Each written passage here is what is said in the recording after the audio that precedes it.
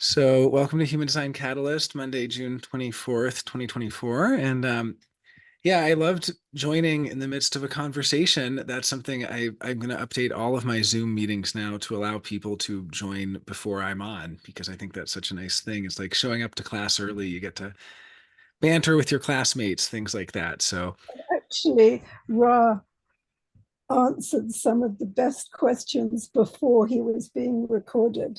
isn't it In always how it is? Isn't that always how it is? You know, the song Inagata Devita. That was the band was just supposed to be practicing and rehearsing and ended up being this like 18-minute take or whatever it is. The guy was just recording them. And that's some of the best takes too, that they don't know they're being recorded. Well, if we do want to share any more fun discussions, chats, we can, but I do have kind of a fun exercise here. And I know we were just talking about your design sun, 63 line 2, Lisita. That's your design sun, right? So maybe I was going to look at personality suns, but really we could look at any placements. And I have some keynotes given by Richard Rudd, but I do think fairly compatible with Ra's understanding. And these are the first line in its wound state, he gives the keynote of insecure. The second line, unaware. So some of the kind of negative terms of it. The third line, ashamed. The fourth, unaccepted. The fifth, paranoid as a fifth line. I know a lot about that. And the sixth being disconnected. And what I was going to look at was, I mean, and I guess maybe to balance it out, we should try to think of what the positive versions of these would be. But to kind of balance it out. But what I was going to do is look at our personality sun just as a start and to try to deconstruct some of what the shadow might be. Like all fifth line personalities, like myself, he associates those in this text with the Venus. These are the personal wounds of Venus. I think I have heard the Mars connection too.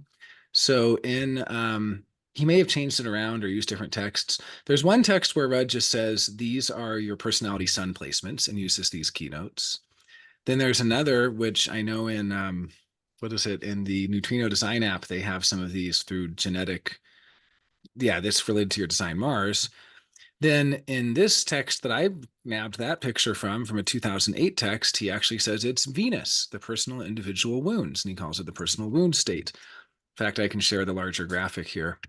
So I was mostly just thinking because these are, and I'd love to hear what you mean by that, Rachel, in a moment. I'm not familiar with that. You can click the image to make it a little bit larger. I can actually share it here. But yeah, I was just thinking it's just an interesting perspective of the lines, particularly lines of profile, to just be like, okay, I'm a 5-1 and I'm on gate 46. What am I exactly paranoid about? Am I paranoid about sticking with the same thing for a long time? Am I paranoid about, how do we deconstruct that kind of thing? But we could also look at the actual Venus position. That would be interesting too. I'm open to that. What is this antidote pair you speak of, Rachel? What is the antidote pair? Well, I don't think it's called that like officially, but and I thought also that this was referring to the Mars thing because when I learned about the Mars keynotes for the wounds or whatever, they have like a little healing pair word with it. Like so for shame, which is the third one, also for Mars, it's humor. And Oh, like okay. for the first line one, and it's denial and ease for the second one, rejection and I forget. You know what I'm talking about right now? Yeah, no, I do. I see this too. The design Mars is the sacred wound. That's what Richard Rudd calls it. And yeah, I see where he's talking about. This is a quote from Rudd. Line 3, shame to humor. And so it's, yeah, that makes sense that humor is sort of the way of, Yeah, of it's like healing the shame to right, make it. right. Yeah. Mm-hmm. Yeah, I That's what I like was that. thinking. I like that. That is a nice kind of reminder of that. I'm looking through. I found a pretty good graphic before, but I'm not seeing it. So I'm not gonna, I'm not going to worry about it. But yeah, I mean, I just kind of wanted to open up these keynotes because at least the personal wound state, and yeah, if you have them now, please feel free to share. And then Lasita's saying both of her Venus positions are on fourth lines. So yeah, I'm not sure if which Venus, he talks about the Venus sequence and the Saturn sequence. So I'd have to research more to see if he means literally the Venus placement or if it's a particular sequence of planets that you want to look at. But what I was going to look at was literally just the personality sun, because I think that kind of makes some sense to me. So like I'm born gate 46, line 5, personality sun, and that's pacing. Gate 46 is, of course, the gate of pushing upwards, the gate of the determination of the self. And the exaltation is the maintenance of proper rhythm and its instinctive practicality that avoids radical divergence from successful patterns. So basically sticking with something, determination to stay with the rhythm, which brings success.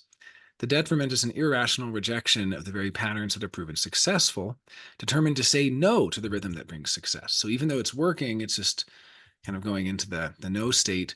And so is this paranoid about success or paranoid about staying with the rhythm that brings success, or somehow, the shadow of that fifth line there. I was just kind of going to do a little bit of keynoting there.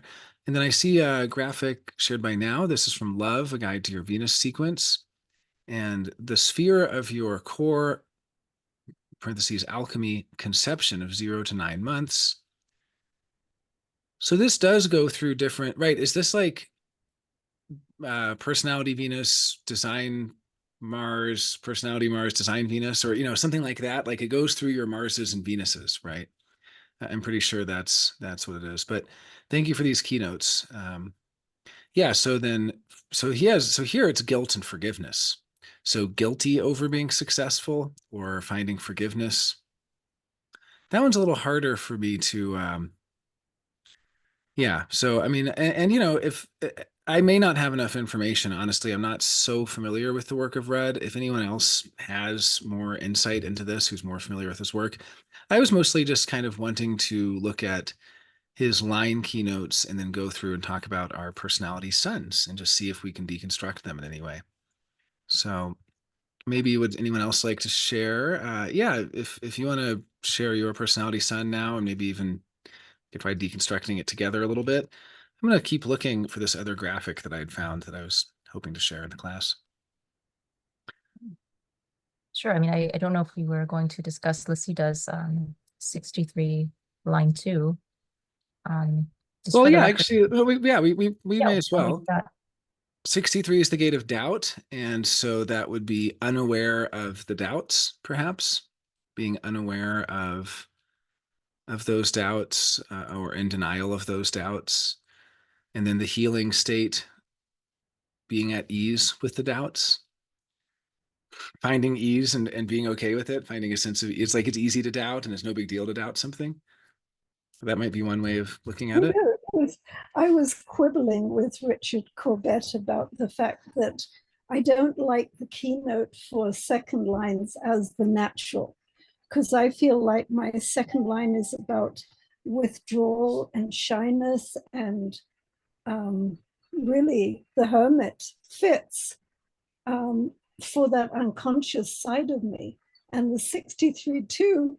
And then Richard said to me, well, you're a natural at doubting. And I had to say, touche. Yes. Yeah. Yeah, I could see that.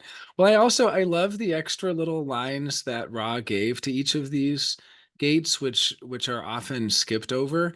And for gate 63, the gate of doubt, Ra wrote, doubt is an essential inspiration.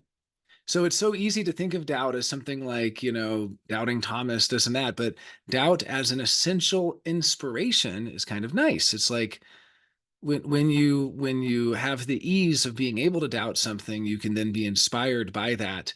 It's like an inspired doubt, like, aha, but what if that's not true? Or something like that. It's kind of this interesting idea there.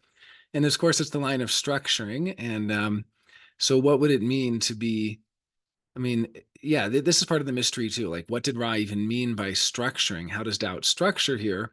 The exaltation, the establishing of a large framework through which achievement can be expanded and shared. Sounds a lot like what you do with Human Design America. Compensating others for their contributions while maintaining control of direction. The pressure to share one's doubts with others while still maintaining control. So it's kind of an interesting side of it as well. Yeah, the relation to demons and hope. You're making that connection now. The inspiring demons, the daemon that inspires us, perhaps. So now, do you want to tell us why you wrote Demons and Hope? Well, that was Ra's association with the second line or the second color, if we bring in the genetic continuity there. You know, he talks about um it's the motivation, it's the personality color, right? That is associated with I think it goes one is angels, then demons, gods, no, sorry, angels, demons, ghosts, gods, entities, and then aliens. And then that's associated with fear, hope, desire, need, guilt, and innocence. And I mean, I'm sure I don't need to remind you of that, but that was just the connection I made. Right. I hated those particular associations, so I ignored them. But I do remember the names for the motivations. I mean, I just made that connection. And it's interesting that he correlated them in that way, you know. Yeah, Yeah, I like to try to make the association too with the archetypes kind of coming from a Jungian background, and there's such a rich archetypal vocabulary in the science of encounter. I just shared the original graphic that I was looking for, which shows how Rudd kind of synthesized some of the keynotes.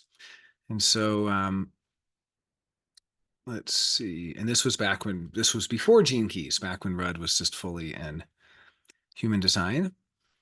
And he was showing how you could apply his keynotes, the keynotes for the not self, he called them, the not self lines. And I guess he wasn't saying personality sun, he was just saying in general, but that's kind of an interesting, I was just assuming personality sun. So, you know, it doesn't have to be though. I have gate 45, line 3, nodes and Mercury, my personality north node and my design Mercury. So I'm ashamed about being at the top of the hierarchy, according to his not self. People who feel ashamed about being at the top of the hierarchy. Now, of course, that's not really true for who I am now, but maybe at some point in my life, I did have to overcome some of that shame of the haves and the have-nots. And look how privileged I am, and I'm one of the haves, and others are have-nots, and sort of that was part of a challenge for me. I'll go ahead and share this graphic. Yeah, so that would be using the line 3 keynote. But for me, I mean, gate 46, a lot of that is about being successful, and so paranoid of success, right? That Where would be do part of you that. have 45 line 3? 45 line 3 is my personality north node and my design Mercury. Yeah. Uh-huh.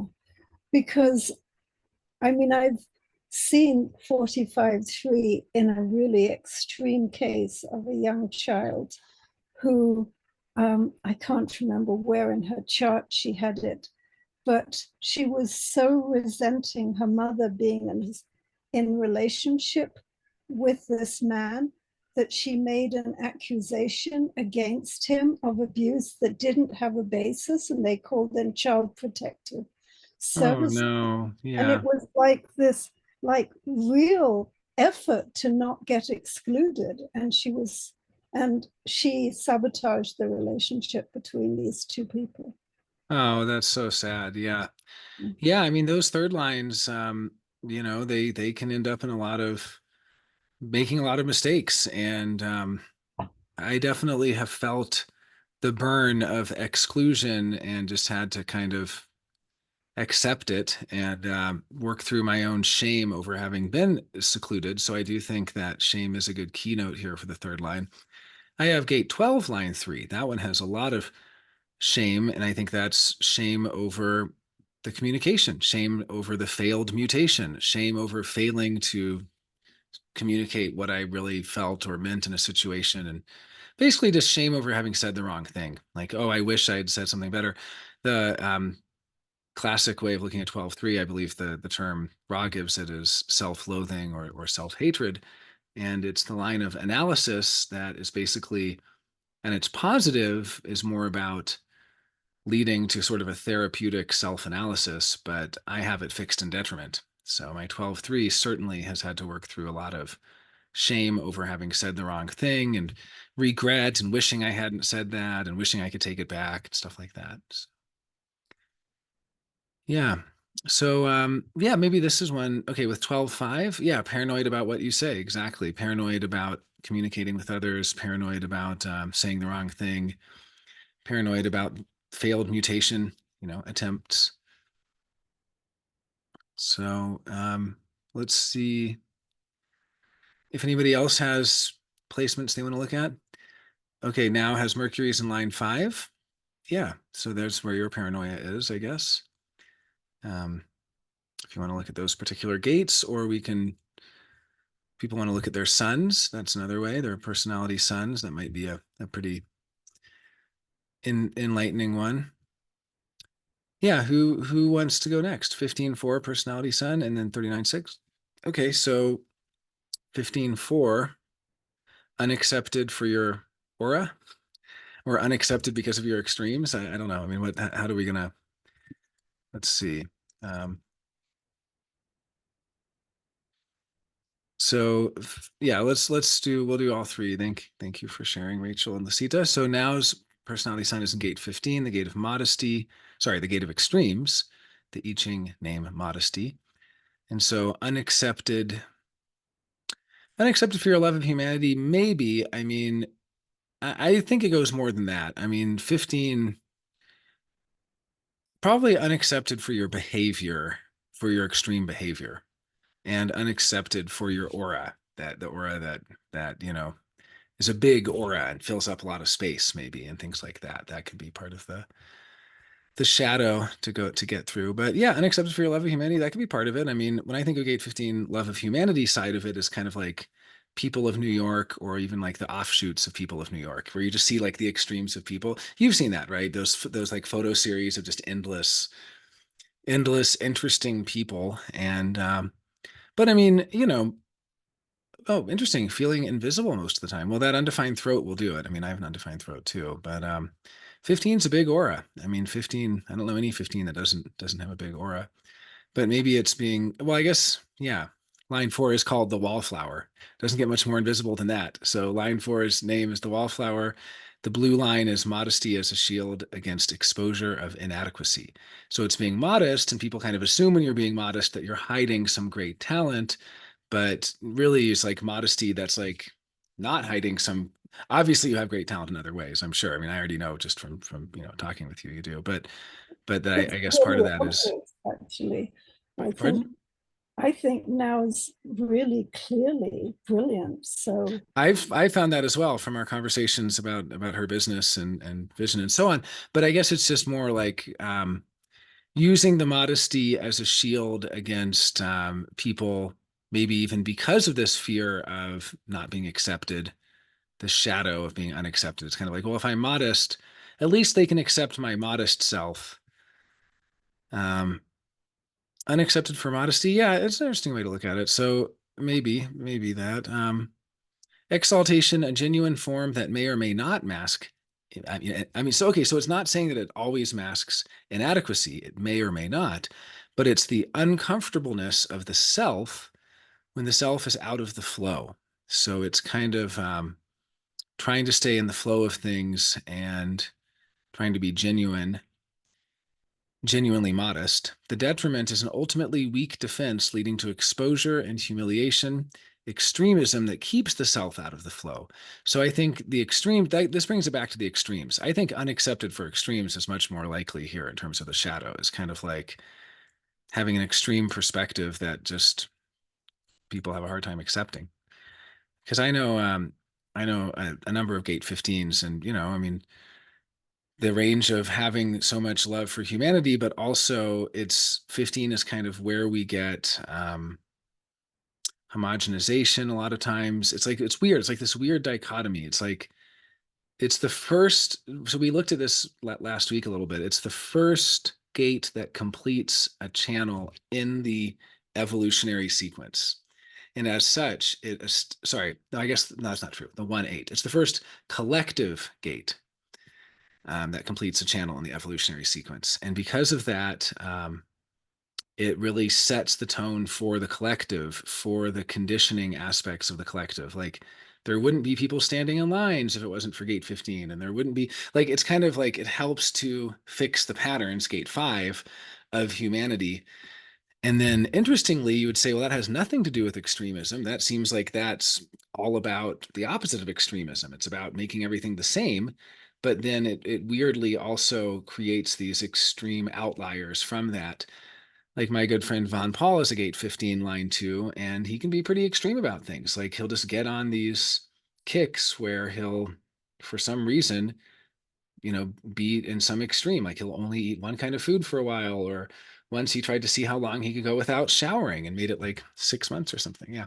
Happy late birthday, Von Paul. Absolutely. Thank you. Thank you. I'll tell him.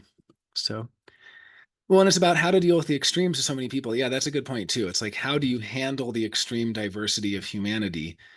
And you handle them by homogenizing them, by making them all act the same and be under the same conditions.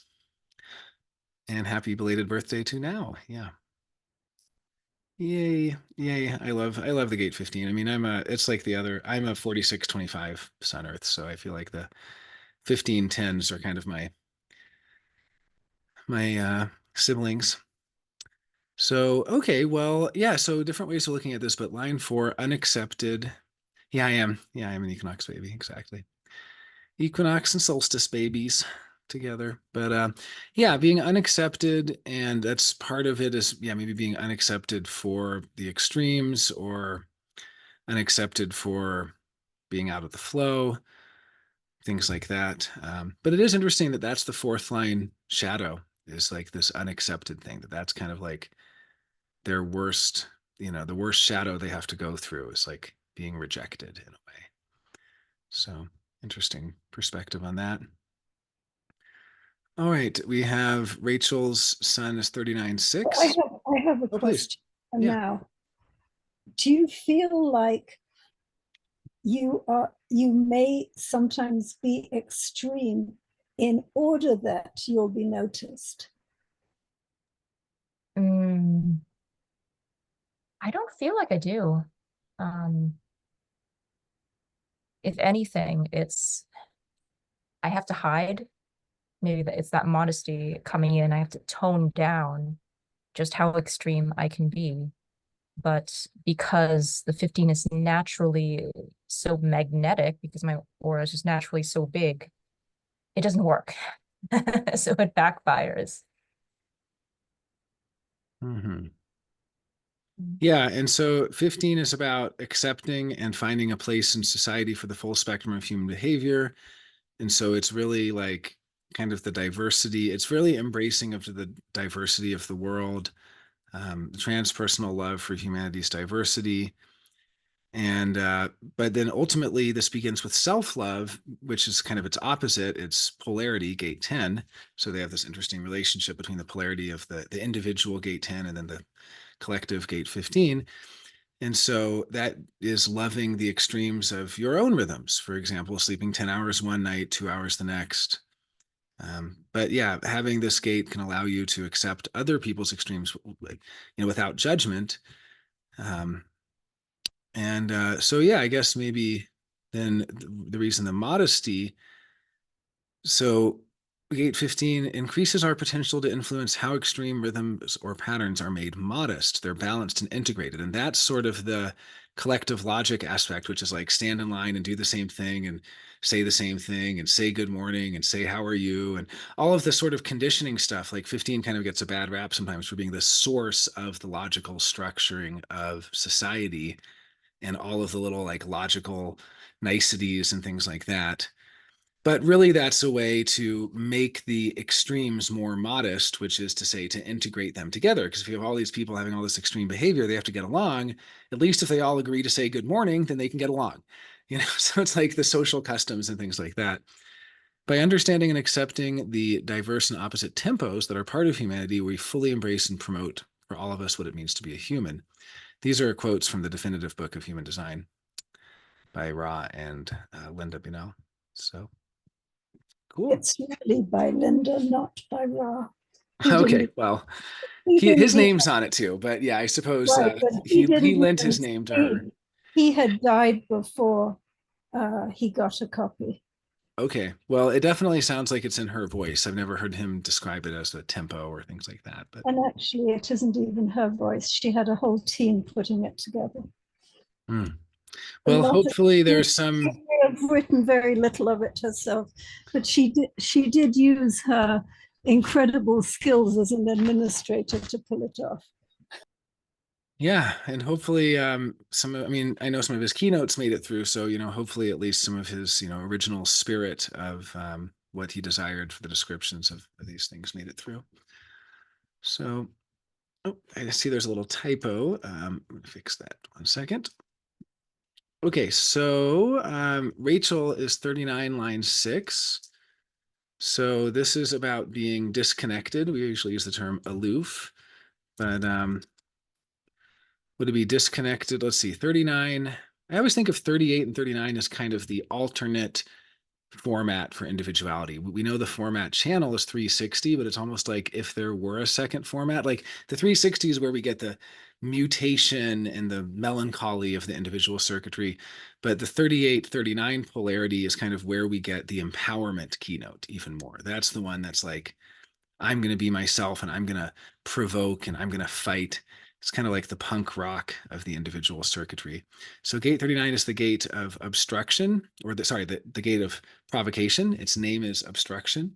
And it's the keynote is the journey is towards spirit because it's pointing at 55. The value of obstruction in provoking analysis, assessment, and reevaluation. Provoking brings the spirit of emotional awareness into expression.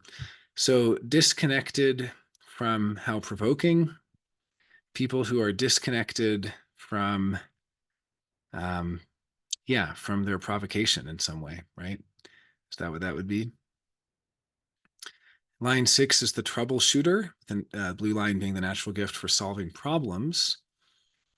So, yeah, definitely in detriment, the emotional drive to dominate that provokes others. So being very provocative. So I guess this would be disconnected from their provocations, like maybe in denial about, well, I guess not denial, right? Denial is more of a line 2 keynote. So how is being disconnected different from being unaware or in denial? That would be an interesting. Okay, so this is what I'm thinking.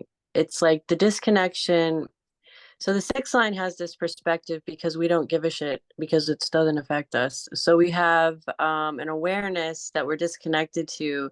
So it's like I know I provoke people by what I say, but I don't give a shit. Like because I'm disconnected from them and their emotional reaction. And it's like, so if there was something that it needed to happen for that reason, that's all. Like I don't care. So and I really don't ever think about it. So the disconnection is like, it's not even like something that reaches me. It's like I'm disconnected from this very central part of my personality. It's like a very similar thing to the 2, where it's like they can't see themselves. The 6 is just like oblivious of their effect or the rest of the world's existence and their effect on it. Possibly it's kind of like over it, but also just like like just it's not unaware of it, but it's like who cares about that? It's like yeah, if somebody brings it up, it's like yeah, I know that exists, but it's like, is that my problem? Is that something that I have any effect on? It's like, it's kind of like that. Like if you connected, then you have like a stake, you have like an interest, you have like a cause and effect relationship, you have like but like, so example, I don't watch the news. I'm completely disconnected. I don't care about anything that's going on in the world that's not like in my actual sphere. And it's very 6 line. People say we're whatever, but it's just like, it's just my reality. And so the other thing is like, I'm very disconnected to my personal obstructions as a defense mechanism to handle them. Otherwise, they would be so provoking that it would just emotionally, like individual wave 3955, like probably, just send me over the edge. So that's the other way that I thought of it. Yeah, and then going to the previous keynotes, we see that care is kind of the, like, just like shame connects to humor, this disconnection or separation from the world is cured by caring. And so I do kind of see the polarity in the exaltation detriment here, where the detriment has the emotional drive to dominate that provokes others because it doesn't care, because it is separate from them, it's disconnected from them. It's kind of like, that's your problem. Oh, you're provoked, tough, that's you. But then the exaltation is the energy to provoke others by attempting to solve their problems. And so that's something that only really happens when you care. You have to care to guide and nurture others, which is part of the exaltation. So it's like provocation that can help guide and nurture. And it's weird to think of provocation as nurturing, right? But I mean, I guess we can kind of think of cases where the parent might be like, "You sure you want to do it that way?" Or kind of be like, jab them a little bit in a nurturing way or guiding them. Or even, obstruction that nurtures someone. So yeah, it is interesting to think that the disconnection is really this side of it that the other side is caring. And yeah, comment from now, it must be provoked in order to mutate. Yeah, and it is very empowering too. So Well, so like this is a way that I experience this all the time in one of my correct environments, which is a Valleys. Like I participate in like a weekly support group for women with postpartum depression.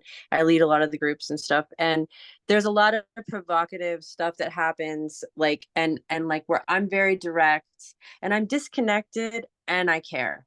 Like I'm disconnected in the fact that like this is not my sister or my girlfriend. This is a mom that is like that I'm physically totally disconnected from her reality, but I care a lot about what's going on with her, and I have like the ability to speak really provocatively to her in a way that she needs to be.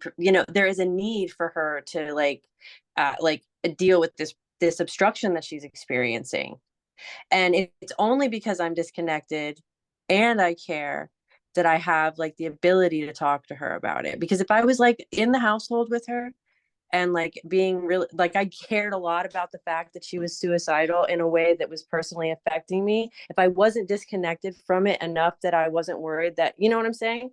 Like I know, like if I do. It's like someone who actually has gone through the shame so they can laugh about it. If they didn't actually feel the shame, they wouldn't be able to see the humor in it. So it's like you have to kind of go through it. You have to go through that complete disconnection and not caring. And then at the end of it, you're like, now I can actually care more truly because my caring isn't muddied up by all this other stuff.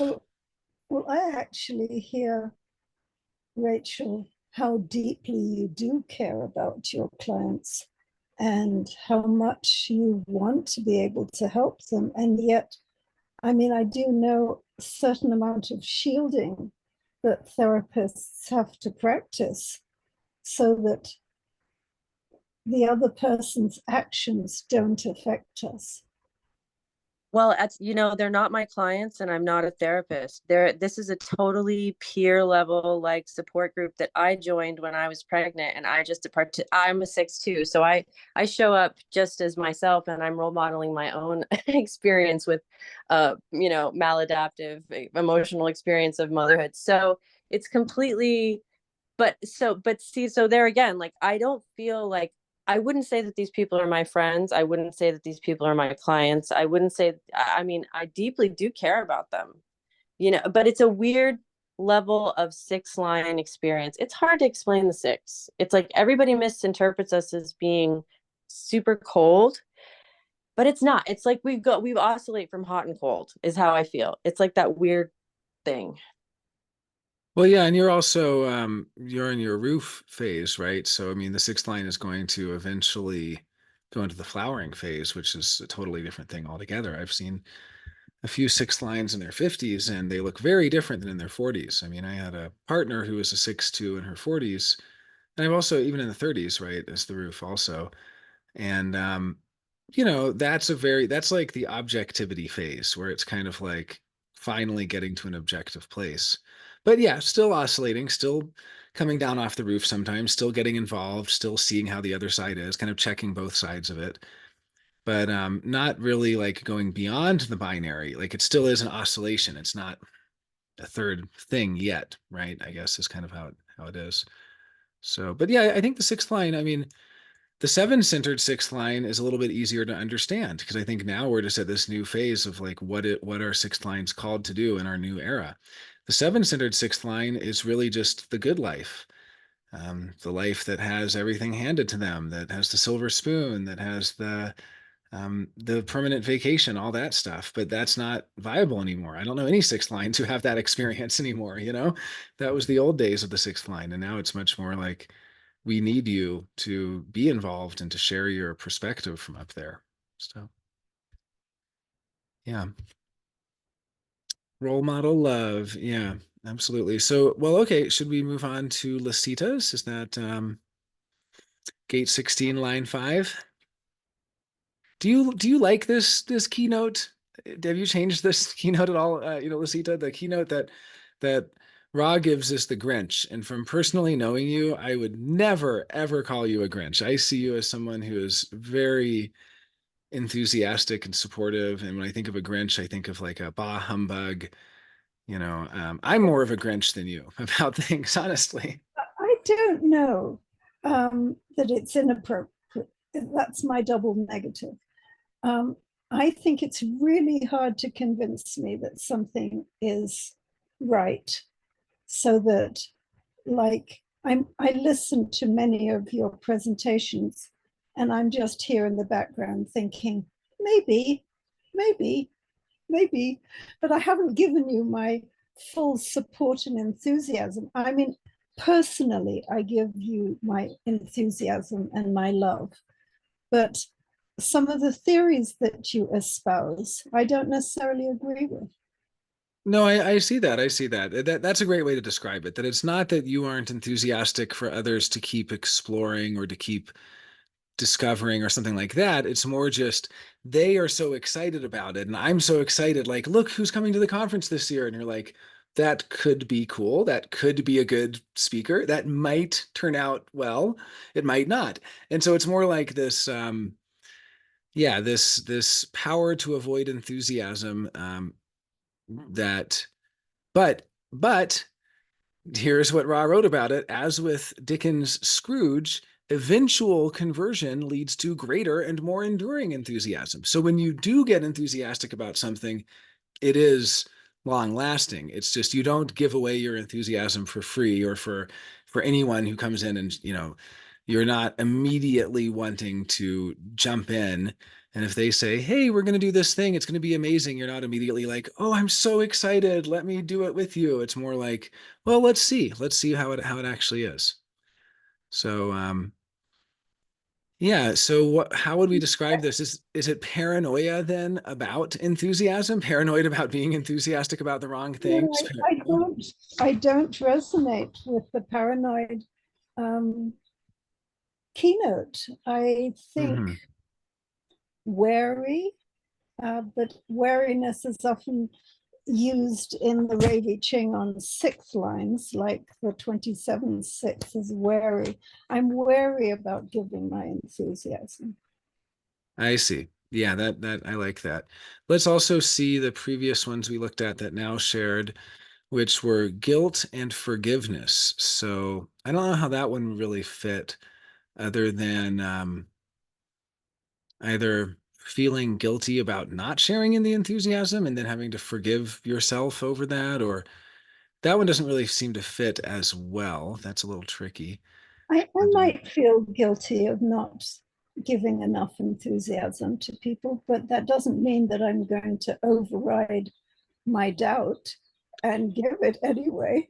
Well, absolutely, You absolutely. have to convince me. And the Yeah. guilt isn't a motivator there. It's not supposed to be the motivator. I mean, if anything, it's in the parallel with forgiveness. So it would be forgiving yourself for not being more enthusiastic and just, that it's okay that you don't share in the same enthusiasm with others. So yeah, that's an interesting one to try to put together. Rachel has 27/6 design moon. So is that about wariness? Or is that Yeah. Yeah. That's the line of wariness, right? And yeah, wariness has a lot to do with trust, which is very much a line 6 theme. Well, should we look at Marissa's 32-2? Let's see, 32-2. Let's see what we have here. So where would this unawareness be, theoretically? The gate of continuity, duration, and this is about conservatism. That line 2 is restraint. So I'm not really sure what that would be unaware of, unaware of how conservative, unaware of the conservative nature. Is that what that would be? Or um, social withdrawal, like that's part of the detriment, is unaware of how withdrawn they actually are, maybe. I mean, I don't know. This would be one that Let's ask Marissa. Yeah, I've seen this keynote for a while and been trying to ponder it myself. So I was actually kind of excited that you were gonna look at it. I'm unaware of what I should be unaware of in this line and gate. I feel like I am aware, my conservative, I feel like I'm aware of the continuities that, are around me, or like where anything came from, or like the step by step, or I'm pretty aware of how withdrawn I can be also. But I also, in that awareness of how withdrawn I can be, I do feel insecure about it, or like, like maybe it's too much, or unaware of how it's affecting others, maybe, or how others are perceiving my withdrawal. Maybe that's it. I mean, I always see 32 as having to do with ambition and material transformation. Just going off my own associations, it's the fear of failure, the fear of not being able to send your kids to school or not being able to get ahead in life, kind of basically the failure of the ambition, like not not succeeding in a business venture or something like that. So maybe it would be unaware of something to do with that. I mean, basically, How to avoid failure in that yeah, like context. So that's where we get the yeah. conservatism, is that the conservatism doesn't want to like open itself up to risks.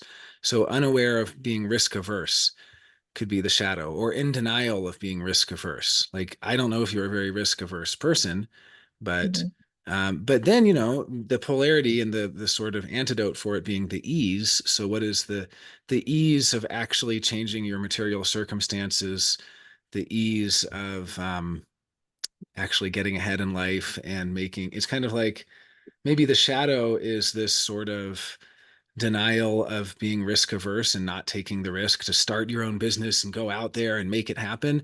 But then That I can relate to. but then getting through that is the ease of actually discovering, wow, you're designed to actually really easily be able to, because that's that second line theme, that natural, that easiness. Like, it's actually easy for you to materially transform things and be successful getting ahead in the world. I mean, this leads to 4426, which is the love of success, going into that, design of the transmitter. Yeah, and channel of surrender. And so it's all about basically how easy it would actually be for you to lay the groundwork of material transformation that ultimately leads to success and being able to transmit creations to the tribe. So yeah, I That mean, actually maybe, right? makes Is that sense to me. Yeah, that does, because I I mean, do because have. yeah, because it is like when I think of like 5432, I call that the channel of the makeover. Obviously, you don't have the whole channel, but I just think like these are people that are like changing material circumstances, helping people get ahead in life, having, I have 54, so I'm kind of the fuel for the ambition. With your 32, you have the awareness of knowing what to do to help that material transformation happen. So, and then now has electromagnetics to all of our personality suns. Wow. Wild. But yeah, maybe this shadow being like not aware, or the other keynotes we were looking at were being in denial of the conservatism that is averse to risks. But because it's the gate of change, that when change actually does happen, it's a lot easier than you think. So maybe, right? That's one way of looking at it. It's like when you actually do put yourself out there and have a lot of changes and go into entrepreneurial ventures or like material changes, you're like, wow, this is actually easy. I'm kind of a natural at it. Yes, Rachel. So Marissa, you are a reflector, is that correct? Yes, that's correct. Okay, so for me, thinking about this if I don't know how much you're in your experiment and how much you really do follow your strategy and authority of holding back and restraining, making a decision like for the whole lunar month or whatever. But if you were to do that, I could see it having both effects of the keynotes in the line from the red book here, the potential for transformation that may be beneficial to others. Like when you are following your strategy and authority and restraining yourself. And the whole thing about duration and the continuity and the only thing which endures is change, that's very lunar to me also. That whole consistency of the changing lunar cycle.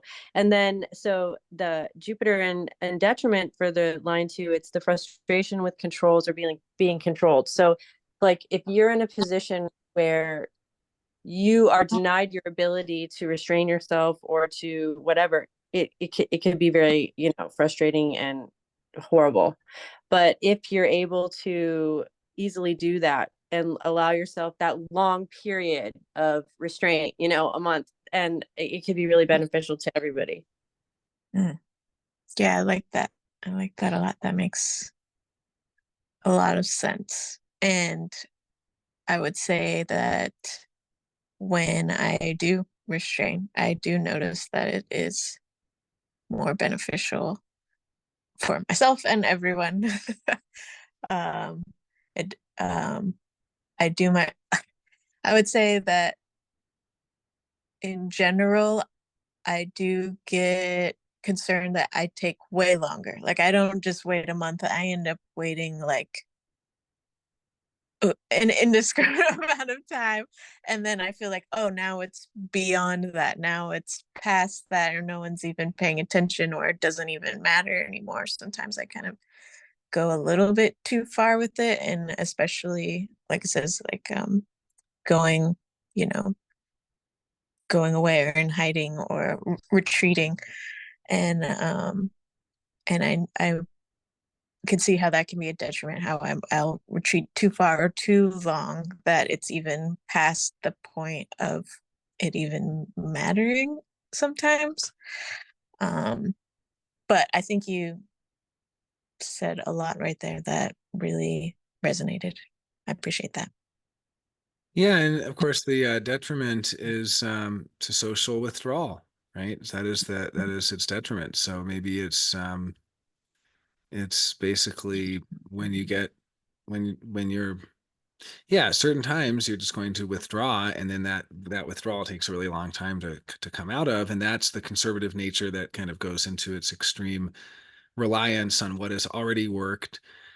And but then when you actually come out of that withdrawal and you really allow for the transformation to occur, that's where the ease comes in, and you go, wow, it actually was a lot easier than I thought it was. Yeah, that makes sense. Yeah, I like these keynotes. It's kind of, I mean, I did a whole class on the lines, and it was fun kind of looking at, we didn't look at these keynotes, but just looking at the lines from so many different lenses. And it's kind of like you do see different approaches to the same basic archetypal building blocks. Like these are the same fundamental blocks from different perspectives. Nancy's 13:6. Let's see, the gate of the listener and the line of the optimist. This is the fellowship of man, the gate of the listener, the hearer of secrets. And so if we look at the not self theme of being disconnected and or separated with the movement through the shadow into caring, so this could be, let's see, disconnected from others. I mean, this is hearing their secrets, and the fellowship of man is kind of like the fellowship of people coming together. So the disconnection from mutual interests, I guess, right? Because this can be like about connecting to other people in that way. The blue line here is the ability to accept any limited interaction as a necessary step towards greater union. So it's optimistic in that even limited interaction is still better than no interaction.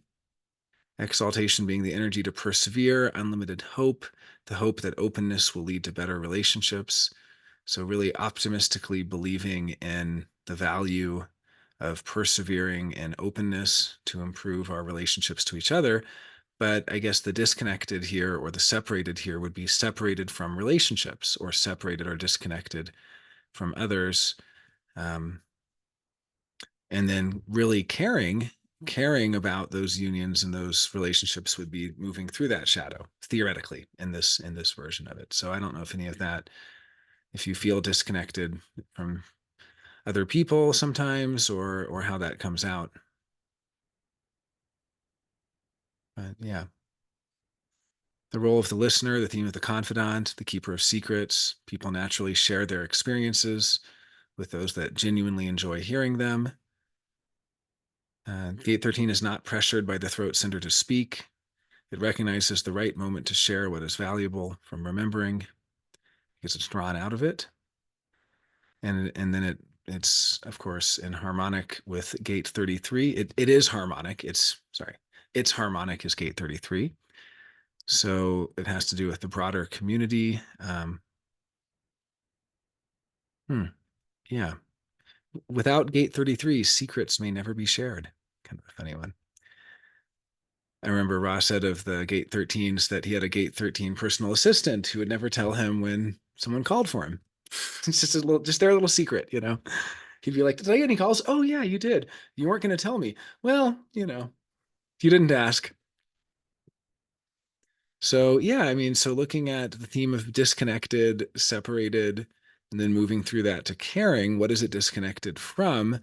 Disconnected from the humanistic cooperation with others, disconnected from the openness of relationship, of how to relate.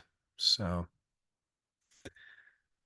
yeah, I don't know if anyone has any comments on that, but that's sort of using the basic keynotes. I want to hear from Nancy. Yeah, you're here. She usually writes something poetic, but would you like to speak about your sun position? Thank you. The not self for me, I wish I can be not self. Yeah, it's like I wish sometimes the world has no secrets to be heard. That means people are all heard. If there is no secrets keeper, maybe the world doesn't need secrets for the war. The world can have peace. Yeah. Yeah, but at the same time, sharing of secrets is openness, and openness leads to better relationships. So persevering in sharing secrets with each other can actually lead to better relationships. Or the detriment being that kind of a naive belief in mutual interests that they are actually universal, which they're not. You know, mutual interests cannot be always translated into universality. So maybe that would be the real shadow, is disconnected from the openness that leads to better relationships, or disconnected from the perseverance. Yeah, I mean, disconnected is a hard word for me because it's like, what is it really saying? It's saying that separated, not, it's almost like disowned or something, like not owning the need for relationships. I think of like ivory towers and being like separate from the common people and stuff like that. So it's almost like, I don't know if you feel like disconnected from the basic human need for relationship, but that might be one part of it, because this is about interaction as a necessary step towards greater union. Yeah, definitely I can feel there is no need for mundane relationship. Like because when people share secrets, it can be quite is like the final bomb or something that is really potent. And then the rest of things become disinterested, like really not interested. What are you going to eat? You don't need to share that with me. And often people don't really need it that. So yeah. So it's quite interesting. It's quite elusive. I can see a lot of time. Well, maybe You'll be- that's, sorry to interrupt, but maybe that is where you find the caring. Because if we look at the disconnection and the separation on one side and the caring on the other, you really do care when the openness occurs because you have this hope that that openness will lead to a better relationship. Hmm. But then the question is, what is the open relationship Not needed open, for? Like, well, not open in the sense of not monogamous, but openness in relationships, sharing of secrets with each other, not keeping them secret, but sharing them. hmm, hmm. Yeah. But the openness can also lead to what doesn't need to be broken to be widely open, but there is no cure. So for me, like the 13.6, when I hear it, I'm also seeing what can be a stick or a medicine that can be applied to the secret wounding. But then a lot of times it can leave me with just more vulnerability because there is really not much I can do except for holding the space. Yeah. So yeah, for me, I feel it's really like a positive mask for the outside world, but for my own, it's quite difficult. I mean, from time to time, I can see the shadow side, not a shadow, but normally you see like when you see the shadow side for your individual is a positivity for the collective. Hmm.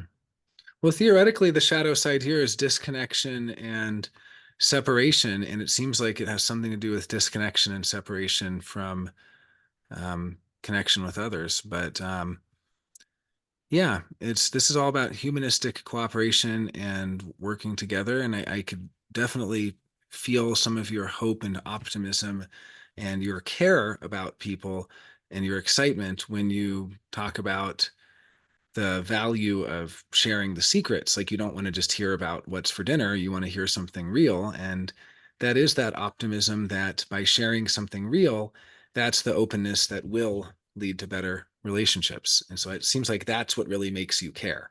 You're separated and disconnected when you're only talking about mutual interest. Like I'm making money here and you're making money there, and let's make money together. That's what leads to the separation and the disconnection. That's the real detriment. Trying to make it into something universal and it's not. So, So thank you. Thank you, Jonah. oh, I mean, thank you. I always appreciate anything you have to share. We're lucky with Liz because we actually have a gate in line that Richard Rudd himself commented, people who are unaware of when they are being critical. So that's gate 18, line 2. That's it. This is the shadow frequency, if we want to call it that. We were just talking about the shadow or the not self, or however we want to look at it. It doesn't mean that you're going to be unaware of when you're being critical. You can actually find it very easy to express judgment and easy to improve things. I mean, that's like a different way of looking at it, right? That same second line that at one level can be unaware of being critical here, at another level may find it much easier to improve things by being a natural for knowing how to make something better. So that's another interesting way of looking at it. This is one of those lines that I think people get hung up on, of course, which is terminal disease. But if we read the exaltation, it's acceptance and strength derived from a faith and spiritual regeneration, and accepting that there's no potential for correction. It actually is very healing. I don't have this gate in line, but I have a lot of respect for this. At a certain point, trying so hard to salvage a relationship or make something better, or trying so hard to fix something that's broken, it's actually a relief to just accept and then gain the strength to believe that you can just let go. There's no potential for correction. It's too late to be corrected. It is completely spoiled and it is irreversible. And there's actually healing in that. As someone with an undefined spleen myself, I've held on to the hope that I'd be able to be friends with a partner long after it was spoiled and it was impossible. And I mean, It's very healing to finally let go of that and to just accept you may never talk to that person again or ever see them again, or it's completely ruined, it's spoiled. That's actually healing. Now, of course, you can't just jump into that all the time, like, oh, I had a fight with someone, oh, it's spoiled. But after some years have passed, it actually is healing to find a faith in spiritual regeneration. And let's see. And I think, yeah, the keynote of ease, it's like to actually find ease. It's to find that it's actually a lot easier. We're making it difficult. So it's actually easier than we think. That's the sort of cure here, right? If denial and being unaware are the shadow frequencies of the second line, denying it, denying that there's no potential for correction, saying, no, no, no, there's still potential for correction. We can still save them. We can still heal them. And then finally, just recognizing that what has been spoiled is irreversible, accepting that there is no potential for correction. Yeah, it's either easy or impossible, says Rachel. And now says, not meant to be corrected, dormant 18.2 in Jupiter. Lucida is 18.2 in her conscious south node. Yeah, so I mean, this is something that's a cross of healing, part of the same Godhead, Christ here. I do associate. I recognize this. I mean, yeah, I have two of the gates from the cross of service that this is a part of, 52 and 58, and I do recognize this, that there is a tremendous healing power and strength derived from a faith that life goes on and that we will regenerate.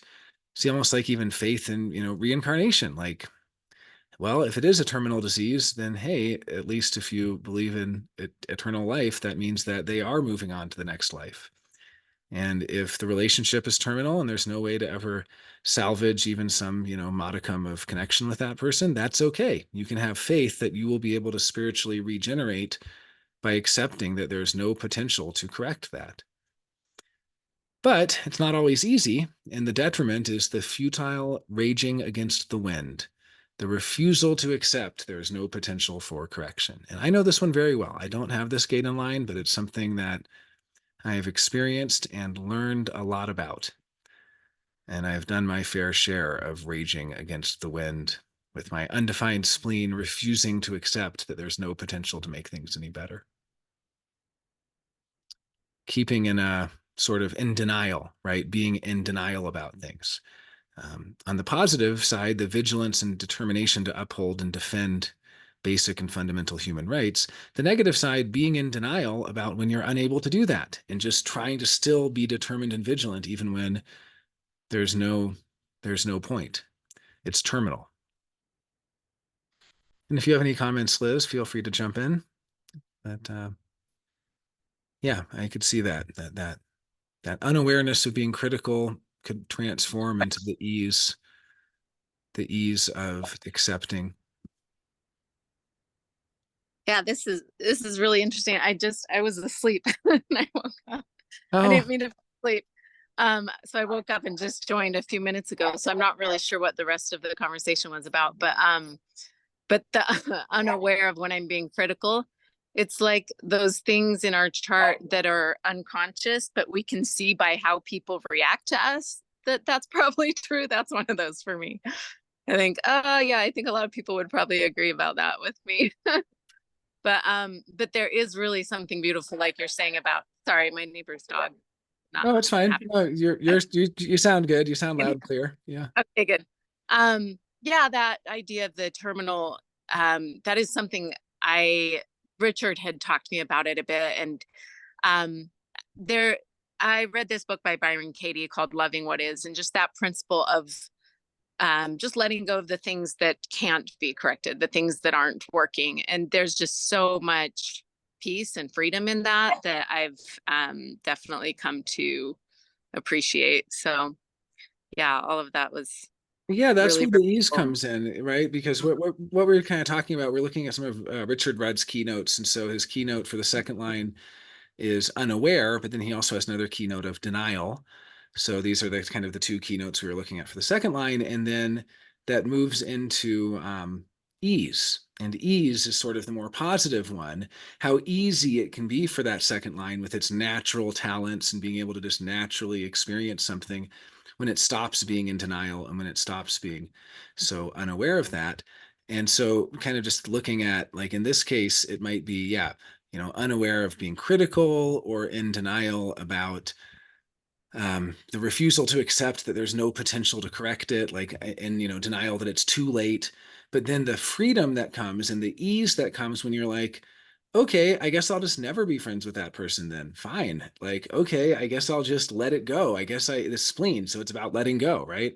I guess I'll just let. It's like you love the old car and you keep fixing it up, and finally you're like, okay, it's going to the junkyard. Nothing I can do. And then how easy it is when you free up all that space from just letting go of even trying to correct what can't be corrected. And I've definitely experienced this myself, even though I don't have this gate, but I have two of the same gates of the cross of service, and so I definitely experience it quite a bit through transit and various things. So, yeah, cool. Well, thank you everyone for joining today. This was a really fun exercise. I really enjoyed the group interpretations. It was a lot of fun. And if anyone else has any final comments, but yeah, otherwise I think this was a really good one and definitely fun to experiment with these keynotes. If anyone has any other keynotes they want to bring to a future Catalyst, send them over. Did you do your own line? I did a little bit earlier. I mean, I'm 46 line 5, so I was just saying, is this paranoid about being successful, or is this paranoid about getting stuck in the same pattern, doing the same thing again and again and again, and kind of always like determined to keep changing the pattern even if it works. And that's the shadow frequency of it. And then when we looked at the more positive keynotes, this is about forgiveness. And I wasn't exactly sure how to wrap forgiveness into that. I mean, I don't know, is it self-forgiveness or is it forgiving? I don't know. I don't know how forgiveness is the opposite of the paranoia and the guilt. That one's a little tricky for me, but I could definitely see how the paranoia that that even though the pattern worked, I need to change it somehow. People are going to get bored of it. Like, even though HDHD was a great conference, we better do something new and different because people will get bored if we keep doing the same thing. And it's like, no, Jonah, they probably won't. They probably love it just the way it is. You don't need to be paranoid about sticking with the very successful pattern. Like, the pattern works, why change it, right? But that's the detriment of my personality sunline, which is the irrational rejection of the very patterns that have proven successful, determined to say no to the very rhythm that brings success. So maybe the forgiveness is basically something about allowing for the practicality of sticking with the same pattern and the same rhythm and doing the same thing for long periods of time. But do we have to accept that we have? Do we have to accept that we have shadows and not selves? No, I mean, not at all. I just kind of think this is what is the term? Chiaroscuro, the light and the dark. This is the contrast.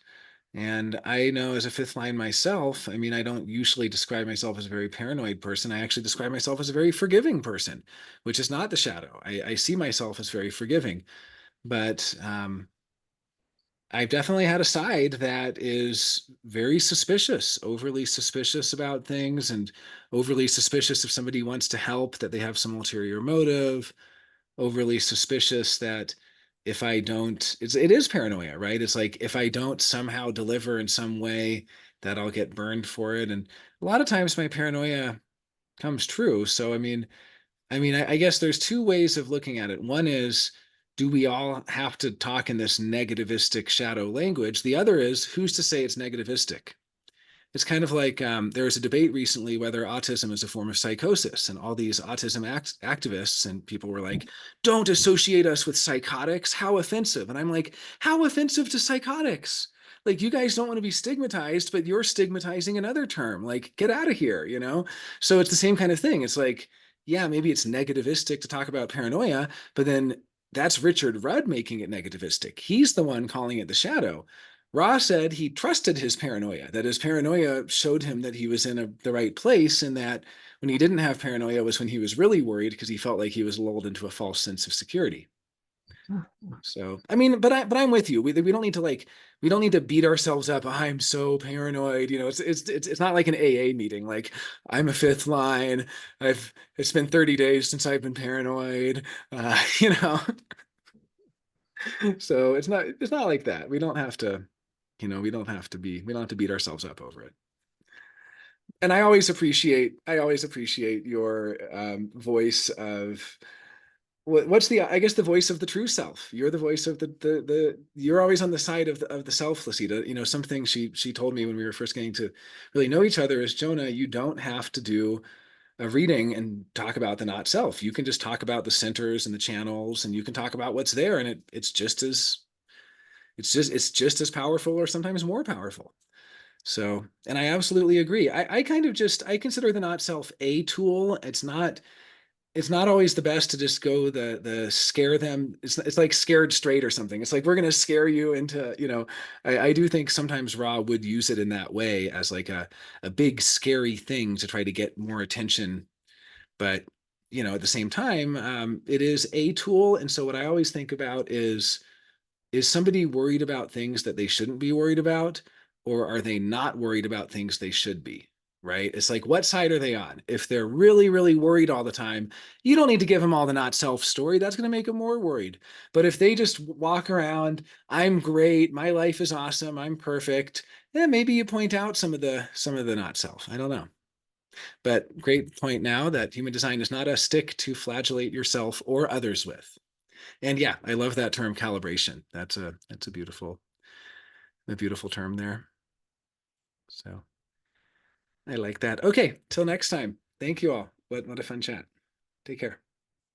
Thank you.